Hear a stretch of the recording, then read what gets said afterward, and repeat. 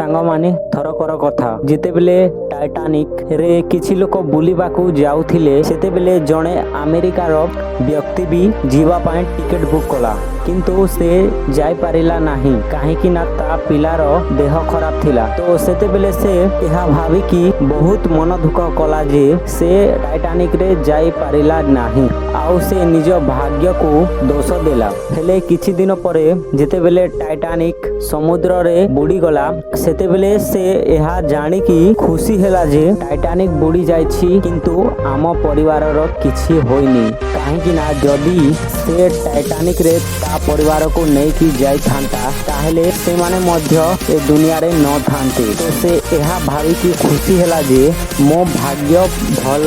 ତ ସାଙ୍ଗମାନେ ଯଦି ତମ ଜୀବନରେ କିଛି ଘଟୁଥିବା ଜିନିଷ ତମକୁ ଭଲ ଲାଗୁନି ତମେ ଯେତେ ଚେଷ୍ଟା କଲେ ବି ତାହେଲେ ତମକୁ ମନ ଦୁଃଖ କରିବା ଦରକାର ନୁହେଁ କାହିଁକି ନା କଥାରେ ଅଛି ଯାହା ବି ହୁଏ ଭଲ ପାଇଁ ହିଁ ହୁଏ। ଭଗବାନ କେତେବେଳେ ବି ମନୁଷ୍ୟର ଖରାପ ଚାହାନ୍ତି ନାହିଁ।